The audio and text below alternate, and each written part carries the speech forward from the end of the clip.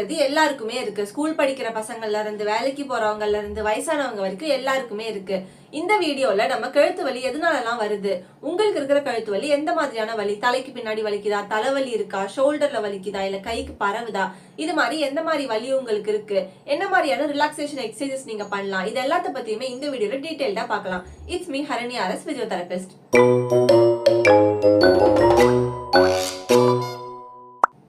கழுத்தை சுத்தி உங்களுக்கு எங்கெல்லாம் வலி இருக்கு, எதனாலலாம் வலிக்குதுன்றத பத்தி பார்க்கலாம். இப்போ உங்களுக்கு தலைக்கு பின்னாடி வலி இருக்கு, சின்ன சின்ன மசில்ஸ் இந்த இடத்துல உங்களுக்கு டைட்னஸ் ஆகிறதுனால அந்த வலி வருது. இப்போ நீங்க தலையை மட்டும் குனிஞ்சு ஏதாவது ஒர்க் பண்றீங்க, ரொம்ப நேரம் ஏதாவது ஒர்க் பண்றீங்க, இல்லைன்னா ஏதாவது போன் பாக்குறீங்க அப்படின்னா அந்த டைம்ல உங்களுக்கு இந்த இடத்துல இருக்கிற மசில்ஸ் எல்லாமே டைட்னஸ் ஆகி உங்களுக்கு வலி வரும். அதே மாதிரி அந்த இடத்துல இருக்கிற வலி இன்னும் கொஞ்சம் கீழோட சேர்த்து வலிக்குது அப்படின்னா, அதாவது தலைக்கு பின்னாடி அண்ட் அதுக்கு கொஞ்சம் கீழே, இது ரெண்டுமே சேர்த்து வலிக்கும் போது உங்களுக்கு கழுத்துலாம் திருப்பறதே கஷ்டமா இருக்கும். அதே மாதிரி படுத்திருக்கும் போது தலையை திருப்பறது இதெல்லாமே கஷ்டமா இருக்கும். இப்ப இதுவே உங்களுக்கு ரொம்ப நாள் நீங்க ட்ரீட் பண்ணாம விடுறீங்க அப்படின்னா தலைவலியாவும் உங்களுக்கு அது ரேடியேட் ஆகும். நிறைய பேருக்கு இந்த இடத்துல பெயின் இருக்கும். இந்த இடத்துல ட்ரெபீசியஸ் அப்படின்ற மசிலோட ஒரு பகுதி இருக்கு, அப்பர் ட்ரெபீசியஸ் அப்படின்னு சொல்லுவோம். அந்த மசில் டைட்னஸ்க்கு போனாலோ இல்ல ஸ்ட்ரெயின் ஆனாலும் நமக்கு அங்க பெயின் வரும். நம்ம அதிகமா கைகளை மேல தூக்கி ஏதாவது வேலை செஞ்சுட்டே இருந்தாலோ, இல்லைன்னா ஏதாவது வெயிட்டா பேக் தூக்குனாலோ, இல்ல கையை இப்படி ரொட்டேட் பண்ணி ஏதாவது அதிகமா வேலை செய்யும் போது நமக்கு அந்த மசில்ஸ் எல்லாம் ஸ்ட்ரெயின் ஆகும். அதே மாதிரி நம்ம ரொம்ப ஸ்ட்ரெஸ்ஃபுல்லா இருக்கோம், ரொம்ப மென்டலி ஸ்ட்ரெஸ்டா இருக்கும், ஏதாவது யோசிச்சுட்டே இருக்கோம் அப்படின்னும் போது நம்ம அதிகமா ஸ்ட்ரெஸ் ஆகும் போதுமே நம்ம கழுத்துல இருந்து இந்த ஷோல்டர் மசில்ஸ் வரைக்கும் டைட்னஸ்க்கு போகும். அந்த மசில்ஸ் எல்லாம் அதிகமா கான்ட்ராக்ட் ஆகும் போதுமே நமக்கு அதுல பெயின் வரும். இந்த மாதிரி தலையை ரொம்ப முன்னாடி பக்கமா வச்சு ரொம்ப நேரமா நீங்க இருக்கீங்க, இல்ல ரொம்ப நாளா அப்படிதான் ஏதாவது பார்த்துட்டு இருக்கீங்க, ஏதாவது ஒர்க் பண்ணும் போது எல்லாமே நீங்க அப்படிதான் தலையை முன்னாடி பக்கமா வச்சிருக்கீங்க அப்படின்னா கழுத்து வலியோட சேர்த்து உங்களுக்கு நடுமுதுகு வரைக்குமே பெயின் இருக்கும். மிட் பேக் பெயின் அப்படின்னு சொல்லுவோம். நீங்க கழுத்தை முன்னாடி பக்கமா வச்சிருக்கிறது தப்பு தான். அதே மாதிரி நீங்க எந்த பொசிஷன்ல இருந்தாலுமே அடிக்கடி சேஞ்ச் பண்ற மாதிரி பாத்துக்கோங்க. கழுத்து முன் பக்கமா இருக்கிறது அப்படிங்கிறது உங்களுக்கு போக போக அடாப்ட் ஆக ஆரம்பிச்சிடும். அந்த மசில்ஸ் எல்லாம் டைட்னஸ்க்கு போய் உங்களுக்கு இன்னொரு சைட் மசில்ஸ் எல்லாம் வீக்னஸ்க்கு போய் அது ஒரு அடாப்டிவ் போஸ்டரா மாறிடும். அதனால ஸ்டார்டிங்ல உங்க போஸ்டரையும் கரெக்ட் பண்ணிக்கோங்க. கழுத்து வலி இருந்தா அதையும் செக் பண்ணிக்கோங்க. அடுத்த முக்கியமான விஷயம் ரேடியேட்டிங் பெயின். கழுத்துல இருந்து கை ஃபுல்லா உங்களுக்கு வலி பரவுறது. கழுத்துல இருந்து கைக்கு போற நரம்பு உங்களுக்கு அழுந்தி இருக்கும். அது அழுந்தி இருக்கிறதுனால உங்களுக்கு கை ஃபுல்லா மறுத்து போற மாதிரி இருக்கும், ஊசி குத்துற மாதிரி இருக்கும். விரல் நுனி வரைக்குமே உங்களுக்கு ஒரு மறுத்து போற ஃபீல் இருக்கும். ஏதோ ஒரு பொருள் பிடிக்க முடியாது, ரொம்ப நேரம் ஏதாவது பிடிச்சா கூட வலிக்கிற மாதிரி இருக்கும். இது மாதிரிலாம் ஏதாவது சென்சேஷன் இருந்துச்சு, இது மாதிரிலாம் சிம்டம் இருக்கு அப்படின்னா நீங்க கண்டிப்பா கன்சல்டேஷன் எடுக்காம எதையும் ரேண்டமா ஃபாலோ பண்ணக்கூடாது. அடுத்து டீஜெனரேட்டிவ் சேஞ்சஸ். வயசானதுக்கு அப்புறமா சின்ன சின்ன எலும்பு தேய்மானங்கள் ஆகுறது.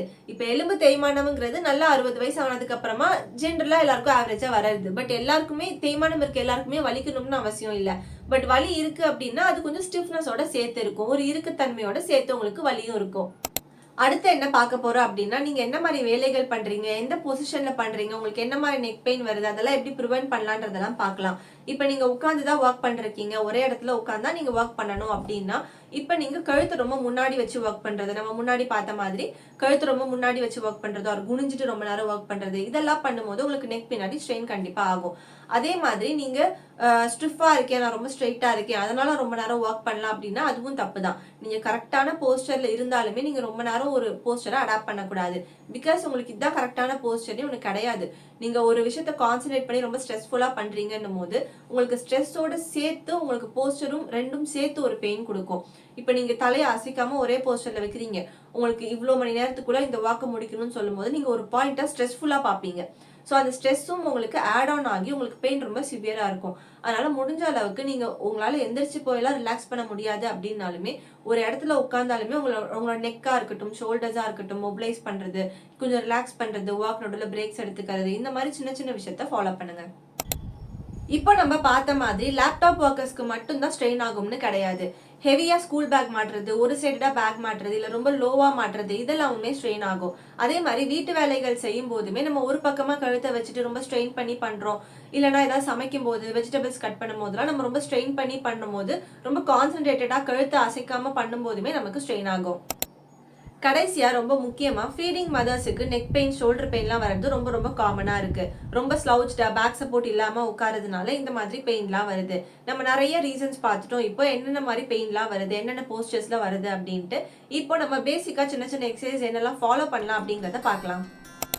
எக்ஸசைஸ் பண்ணுறதுக்காக நீங்கள் தனியாக ஒதுக்குற டைமையும் தாண்டி உங்களோட ஒர்க்குக்கு நடுவில் சின்ன சின்ன மூவ்மெண்ட் பண்ணுறது, சின்ன சின்ன ஸ்ட்ரெச்சஸ் பண்ணுறது, அது மூலியமாகவும் உங்களுக்கு சின்ன ரிலாக்ஸேஷன் கிடைக்கும். ஸோ இது மாதிரி ஃபர்ஸ்ட்டு நார்மல் நெக் மூவ்மெண்ட்ஸ் எல்லாமே ஒரு 5 to 10 டைம்ஸ் பண்ணிக்கோங்க. எல்லா மூவ்மெண்ட்ஸுமே ரொம்ப ஸ்லோவாக ரிலாக்ஸ்டாக பெயின் ஃப்ரீ ரேஞ்சில் பண்ணுங்கள்.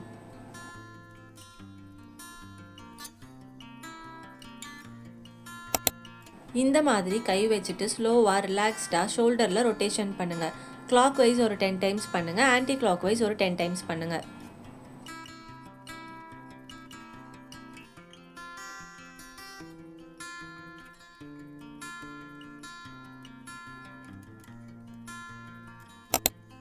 இந்த மாதிரி ஒரு கையை பின்னாடி வச்சுட்டு உங்கள் தலையை ஒரு சைடாக சாய்ச்சி ஹோல்ட் பண்ணுங்கள். அப்படியே ஹோல்ட் பண்ணாலும் ஓகே, இல்லை ஆப்போசிட் சைட் கை வச்சு கொஞ்சம் ஸ்ட்ரெச் பண்ணி ஹோல்ட் பண்ணாலும் ஓகே. ஹோல்ட் பண்ணும்போது 10லேருந்து 15 செகண்டுக்கு ஹோல்ட் பண்ணிவிட்டு ரிலாக்ஸ் பண்ணுங்கள். அது மாதிரி 2 சைடுக்கும் பண்ணுங்கள். ஒரு கையை பின்னாடி வச்சுட்டு உங்கள் ஹெட்டை 45 டிகிரிக்கு டேர்ன் பண்ணிவிட்டு கீழே பாருங்கள். இதே பொசிஷனில் ஹோல்ட் பண்ணாலும் ஓகே, இல்லை இன்னொரு கை வச்சு மைல்டாக ஒரு ப்ரெஷர் கொடுத்து ஸ்ட்ரெச் பண்ணிவிட்டு ஹோல்ட் பண்ணாலும் ஓகே. அதே மாதிரி 10லேருந்து 15 செகண்டுக்கு ஹோல்ட் பண்ணிவிட்டு ரிலாக்ஸ் பண்ணுங்கள். 2 சைடுக்கும் பண்ணுங்கள். இது மாதிரி உங்கள் சின்ன உள்பக்கமாக புஷ் பண்ணிவிட்டு ஒரு 5 செகண்டுக்கு ஹோல்ட் பண்ணுங்கள். அது மாதிரி ஒரு 10 வாட்டி பண்ணுங்கள். இது மாதிரி படுத்துட்டு உங்கள் கழுத்துக்கு நடுவில் இருக்கிற கேப்பில் டவலை சின்னதாக ரோல் பண்ணி வச்சுக்கோங்க. நம்ம உட்காந்துட்டு எப்படி சின்டக் பண்ணோமோ இப்போ படுத்துட்டு நீங்கள் ஹோல்ட் பண்ணாமல் சின்டக் மூவ்மெண்ட் மட்டும் பண்ண போகிறீங்க. ஒரு 10 to 15 டைம்ஸ்க்கு பண்ணிவிட்டு ரிலாக்ஸ் பண்ணுங்கள். இந்த வீடியோ உங்களுக்கு கழுத்து வலி பற்றி தெரிஞ்சுக்கிறதுக்கு யூஸ்ஃபுல்லாக இருந்திருக்கும்னு நம்புகிறேன். சின்னதாக வலி இருக்கும் போதே செக் பண்ணிக்கோங்க. அந்த வலியை தாங்கிட்டு நீங்கள் இன்னும் மேலும் மேலும் ஸ்ட்ரெயின் பண்ணும்போது அந்த வலி சிவியராக மாறிடுது. It's me Harini RS, physiotherapist. அடுத்த வீடியோவில் பார்க்கலாம்.